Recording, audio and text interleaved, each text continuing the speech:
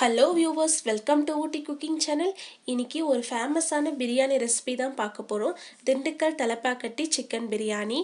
தலப்பாக்கட்டு பிரியாணியோட சுவைக்கு காரணம் அதில் சேர்க்குற சீரக சம்பா அரிசியும் ஃப்ரெஷ்ஷாக பிரியாணி மசாலா அரைச்சி சேர்க்கறதும் தான். பாரம்பரியமான சுவையில் ஒரு பெர்ஃபெக்டான திண்டுக்கல் தலப்பாக்கட்டு பிரியாணி நம்ம வீட்டிலேயே எப்படி செய்கிறதுன்னு பார்க்கலாம் வாங்க. நான் 1 கிலோ சீரக சம்பா அரிசி எடுத்திருக்கேன். அரிசியை 2லேருந்து 3 தடவை நல்லா கழுவிட்டு அரை மணி நேரம் ஊற வச்சு எடுத்துக்கலாம். பிரியாணிக்கு ஃப்ரெஷ்ஷாக மசாலா அரைச்சிடலாம். ஒரு மிக்சி ஜாரில் 2 டேபிள் ஸ்பூன் காஞ்ச மல்லி சேர்த்துக்கலாம். 1 டேபிள் ஸ்பூன் சோம்பு, 1 டேபிள் ஸ்பூன் ஜீரகம், கூடவே 6 துண்டு பட்டை, 2 பிரியாணி இலை, 10 கிராம்பு, 5 ஏலக்காய், 1 டீஸ்பூன் கசகசா, கூடவே 10 முந்திரி பருப்பு. இது எல்லாத்தையுமே மிக்சியில் சேர்த்து நல்லா பவுடராக அரைச்சி எடுத்துட்டு வந்துடலாம். பிரியாணி தாளிச்சிடலாம். பாத்திரம் நல்லா சூடானதும் இதில் 1/4 கப் அளவுக்கு எண்ணெய் சேர்த்துக்கலாம். கூடவே 2லேருந்து 3 டேபிள் ஸ்பூன் அளவுக்கு நெய் சேர்த்துக்கலாம். எண்ணெய் நல்லா சூடானதும் இதில் 2 பிரியாணி இலை, கூடவே 4 துண்டு பட்டை சேர்த்துக்கலாம். கூடவே 3 ஏலக்காய், 5 கிராம்பு சேர்த்துக்கலாம். கிராம்பு நல்லா எண்ணெயில் பொரிஞ்சு வந்ததும் இதில் 1 டீஸ்பூன் சோம்பு சேர்த்துக்கலாம். நாம் சேர்த்த பட்டை கிராம்பு எல்லாமே எண்ணெயில் நல்லா பொரிஞ்சு வந்ததுக்கப்புறம் இதில் வெங்காயம் சேர்த்துக்கலாம். நான் 8 பச்சை மிளகாய் எடுத்திருக்கேன். பச்சை மிளகாவை லைட்டாக கீறி விட்டுட்டு சேர்த்துக்கலாம்.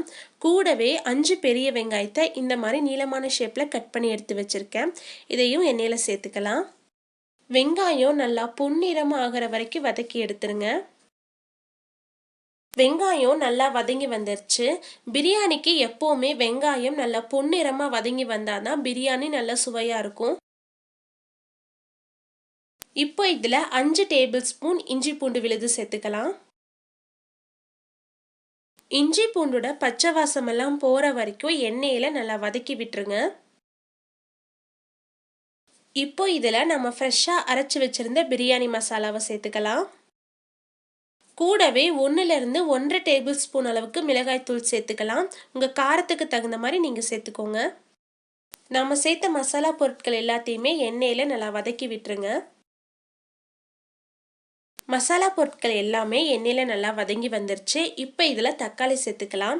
நல்லா பழுத்த 3 தக்காளியை ரஃப்பாக கட் பண்ணி சேர்த்துக்கலாம். கூடவே 1 டீஸ்பூன் உப்பு சேர்த்துட்டு தக்காளியை நல்லா வதக்கி விட்டுருங்க. தக்காளி நல்லா வதங்கி வந்துருச்சு. இப்போ இதில் 1 கைப்பிடி மல்லி இலை சேர்த்துக்கலாம். கூடவே 1 கைப்பிடி புதினா இலை சேர்த்துக்கலாம். தக்காளியோட நம்ம சேர்த்த மல்லி புதினாவை நல்லா வதக்கி விட்டுருங்க. இப்போ இதில் 1 கப் அளவுக்கு தண்ணி சேர்த்துட்டு நல்லா கலந்து விட்டுருங்க. நாம் சேர்த்த தக்காளி, மல்லி, புதினா, மசாலா இது எல்லாமே நல்லா வெந்து வரட்டும். இந்த அளவுக்கு நம்ம சேர்த்த மசாலா பொருட்கள் எல்லாம் நல்லா வெந்து வந்ததுக்கப்புறம் இதில் சிக்கன் சேர்த்துக்கலாம். நான் சரியாக 1 கிலோ சிக்கனை உப்பும் மஞ்சளும் சேர்த்து நல்லா கழுவி தண்ணியெல்லாம் வடிகட்டி எடுத்து வச்சுருக்கேன். கூடவே சிக்கனுக்கு தேவையான அளவு உப்பு சேர்த்துக்கலாம். சிக்கனை மசாலாவோட நல்லா கலந்து விட்டுருங்க. சிக்கன் மசாலாவோட நல்லா வதங்கி வந்ததுக்கு அப்புறம் இதில் தயிர் சேர்த்துக்கலாம். நான் சரியா 1 கப் அளவுக்கு தயிர் சேர்த்துருக்கேன். தயிர் சேர்த்துட்டு நல்லா கலந்து விட்டுருங்க. பிரியாணிக்கு தக்காளியை கம்மியாக சேர்த்துட்டு தயிர் கொஞ்சம் அதிகமாக சேர்த்தோம்னா இன்னும் நல்லா டேஸ்ட்டாக இருக்கும். சரியா 5 நிமிஷம் மூடி வச்சு சிக்கனை வேக வச்சு எடுத்துக்கலாம். அப்போ தான் சிக்கனில் மசாலா பிடிக்கும். சிக்கன் சரியா 5 நிமிஷம் மசாலாவோட வதங்கி வந்துருச்சு. இப்போ இதில் சிக்கன் வேகிறதுக்கு தேவையான அளவு தண்ணி சேர்த்துக்கலாம். நான் 2 கப் அளவுக்கு தண்ணி சேர்த்துருக்கேன். நல்லா கலந்து விட்டுட்டு மூடி வச்சிருங்க. சிக்கன் நல்லா சாஃப்டாக வெந்து வரட்டும்.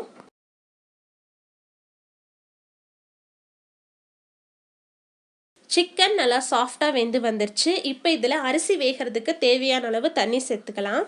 சீரக சம்பா அரிசிக்கு 1 கப் அரிசிக்கு 2 கப் அளவுக்கு தண்ணி சேர்க்கணும். நான் 4 கப் சீரக சம்பா அரிசி எடுத்திருந்தேன். 8 கப் அளவுக்கு இதில் தண்ணி சேர்த்துக்கலாம். பிரியாணிக்கு தேவையான அளவு உப்பு சேர்த்துக்கலாம். நம்ம ஏற்கனவே சிக்கனில் உப்பு சேர்த்துருக்கோம், அதனால இப்போ உப்பு சேர்க்கும் போது பார்த்து சேர்த்துக்கோங்க. உப்பு சேர்த்துட்டு நல்லா கலந்து விட்டுருங்க. தண்ணி இந்த அளவுக்கு நல்லா கொதிச்சு வந்ததுக்கு அப்புறம் நம்ம ஊற வச்சு எடுத்து வச்சிருந்த அரிசியை தண்ணி எல்லாம் வடிகட்டிட்டு சேர்த்துக்கலாம். நான் சரியா 1 கிலோ சீரக சம்பா அரிசியை 2-3 தடவை தண்ணியில் அலாசிட்டு அரை மணி நேரம் ஊற வச்சு எடுத்து வச்சிருக்கேன்.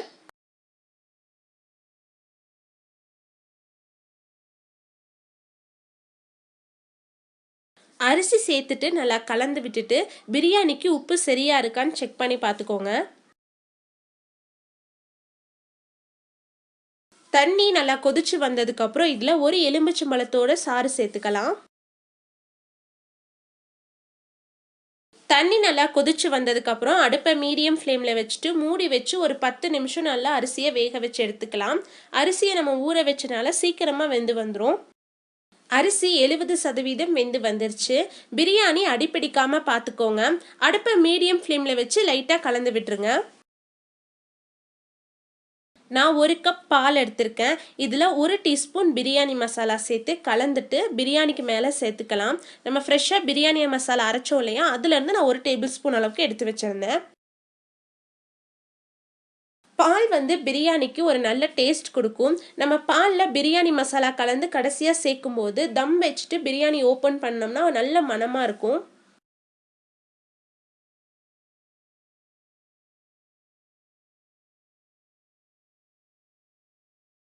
தம் வைக்கிறதுக்கு முன்னாடி பிரியாணியில் 2 டேபிள் ஸ்பூன் அளவுக்கு நெய் சேர்த்துக்கலாம்.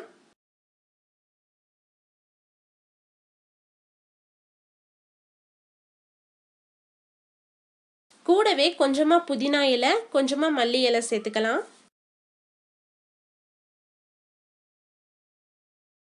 இப்போ பிரியாணியை மூடி வச்சுட்டு தம்ல வச்சு விட்டுறலாம். அடுப்பை பற்ற வச்சுட்டு அடுப்பில் ஒரு தோசைக்கல் எடுத்து வச்சுருக்கேன். தோசைக்கல் நல்லா சூடானதும் இதில் பிரியாணி பாத்திரத்தை எடுத்து வச்சிடலாம். பிரியாணி பாத்திரத்துக்கு மேலே ஒரு பாத்திரம் ஃபுல்லாக சூடான தண்ணி எடுத்து வச்சுக்கலாம்.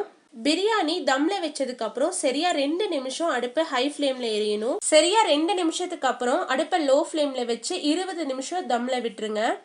20 நிமிஷத்துக்கு அப்புறம் பிரியாணியை ஓப்பன் பண்ணிடக்கூடாது. அந்த தோசைக்கல்லோட சூட்லேயே ஒரு 10 நிமிஷம் பிரியாணி தம்ல இருக்கணும். நான் தம்ல வச்சு சரியா அரை மணி நேரம் ஆச்சு. இப்போ பிரியாணி ஓப்பன் பண்ணி பார்க்கலாம். சுட சுட நம்மளுடைய திண்டுக்கல் தலப்பாக்கட்டு பிரியாணி ரெடி ஆயிடுச்சு. துளி கூட எனக்கு பிரியாணி அடி பிடிக்கல. கடைசியாக சேர்த்த நெய் அதோட பாலில் பிரியாணி மசாலா கலந்து சேர்த்து தம் வச்சனால பிரியாணியோட மனம் அவ்வளோ சூப்பராக இருக்குது. பிரியாணியை ரொம்ப ஃபோர்ஸாக கலந்து விடக்கூடாது, லைட்டாக கலந்து விட்டுருங்க. பாரம்பரியமான சுவையில் ஒரு அட்டகாசமான திண்டுக்கல் தலப்பாக்கட்டு பிரியாணி நம்ம வீட்லேயே ரெடி ஆயிடுச்சு. கண்டிப்பாக நீங்களும் உங்கள் வீட்டில் செஞ்சு பார்த்துட்டு எப்படி இருந்துச்சுன்னு கமெண்ட்ஸில் சொல்லுங்கள். உங்களுக்கு இந்த வீடியோ பிடிச்சிருந்தா லைக் பண்ணுங்கள், ஷேர் பண்ணுங்கள். மறக்காமல் ஊட்டி குக்கிங் சேனலுக்கு சப்ஸ்கிரைப் பண்ணுங்கள். மீண்டும் அடுத்த ஒரு ரெசிபியில் சந்திப்போம். பாய், see you soon.